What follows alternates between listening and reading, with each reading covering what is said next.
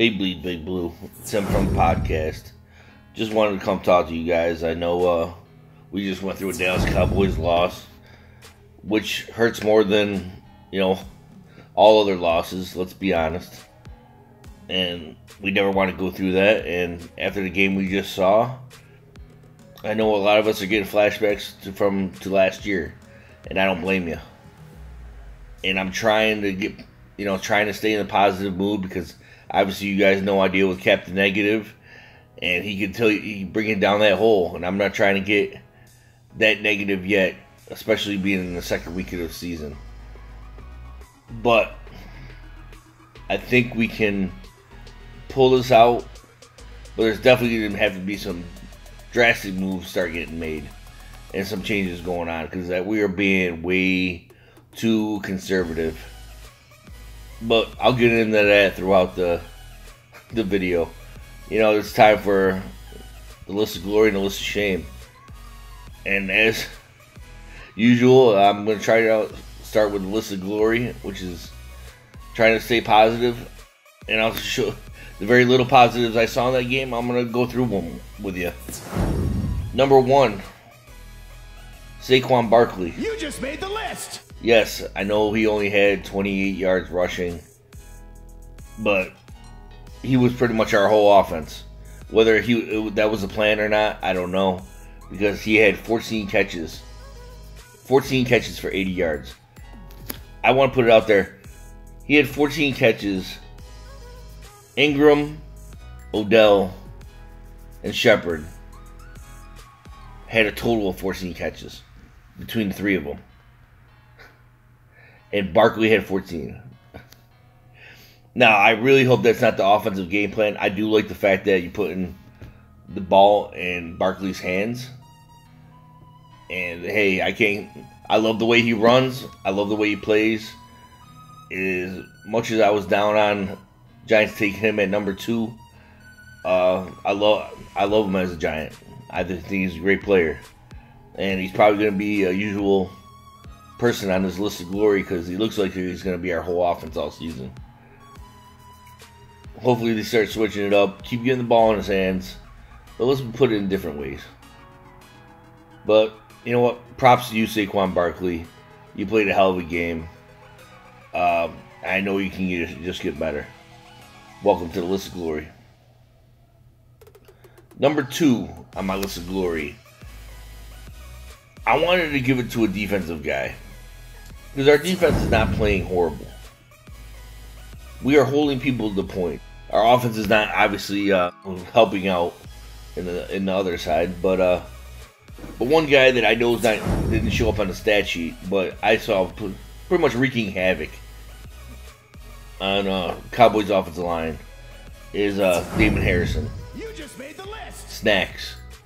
You played out of the game, and I'm glad you are in the middle of that lineup. Now we need some pass rushers to go with you, but you like to destroy center and guard on the usual, and you're just tossing those guys left and right. And I wanted to give you your props because you're not going to get the stats, you're not going to get the sacks. You ain't really going to get the tackles. You're more taking a box, but you're doing a hell of a job. So, Snacks, props to you for making the list of glory. Number 3. It's almost a joke that this guy's going to be on the list of glory again. But I couldn't find the positives to go around. It was that sad. Number 3. Aldrich Rosas. You made the list of glory again. Hey, I like the fact that I don't have to worry about my kicker.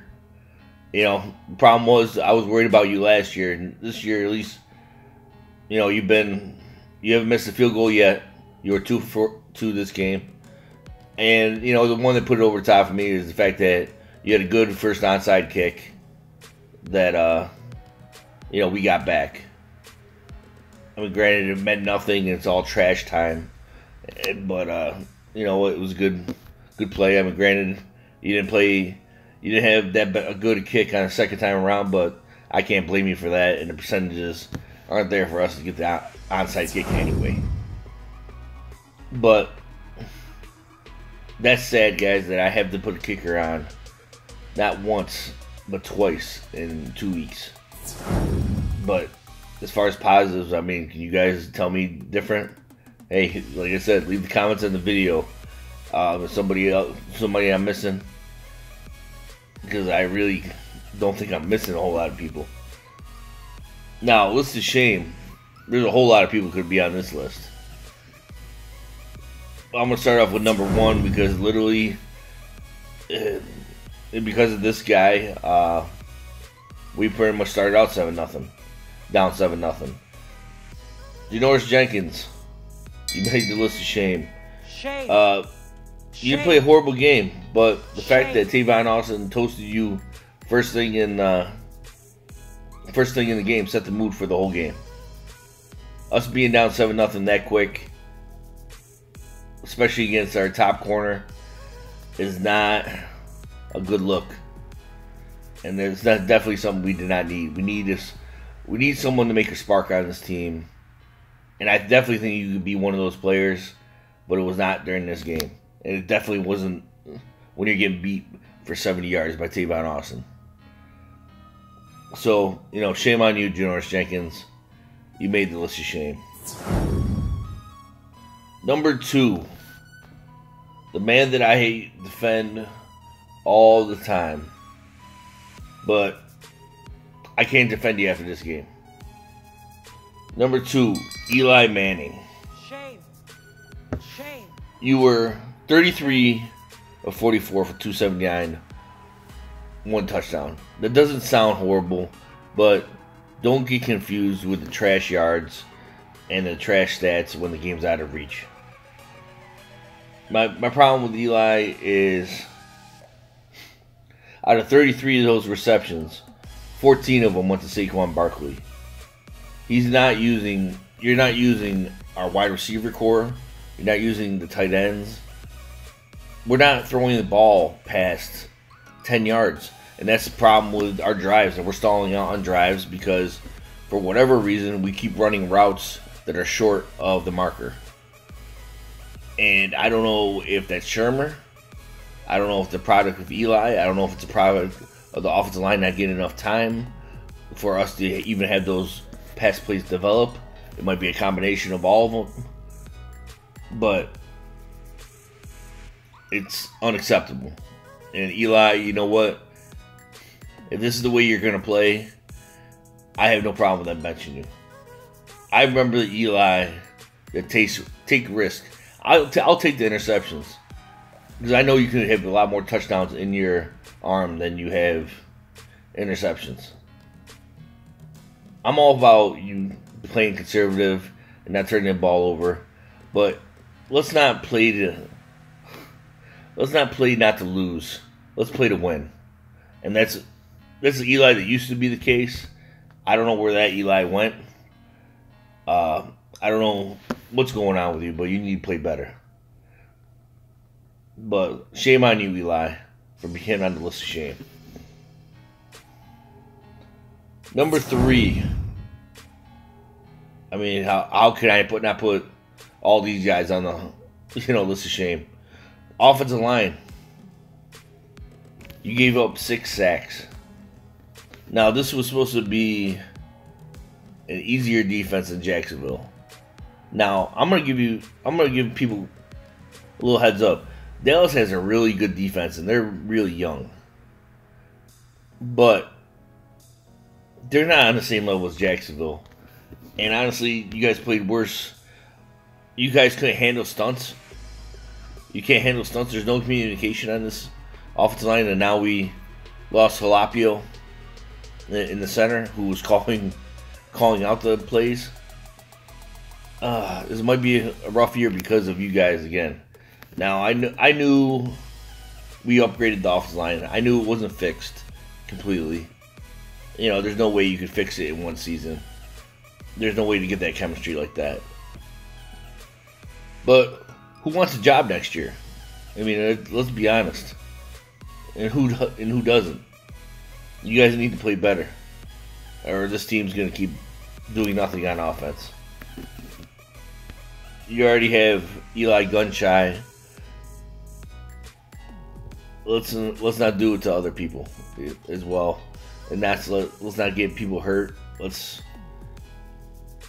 just like I said, just play better.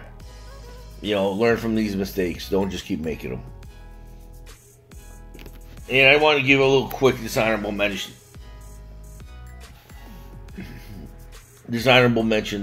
And you're almost on the list of shame, but it's only week 2. Patrick Shermer, you're on my watch list. Let's be honest, because one, you keep putting Jonathan Stewart in out of nowhere for no reason whatsoever. Wayne Gallman earned that spot way before they do that, and you're not going for a 4th and inches, but when it's 4th and a full 1 on like our 35, you're willing to go for it. I don't know what's going on with you, Shermer. You're supposed to be an offensive genius, but our offense is, not looking any better than it did last year. And I don't know what the answer is, but you need to find it. I'm getting a little frustrated, guys. I know you are as well. I know it's only week 2, but we don't want to have a repeat of last season. But I'm going to keep watching. And hey, leave your comments. Let me know what you guys are thinking. Because we still bleed big blue. Always.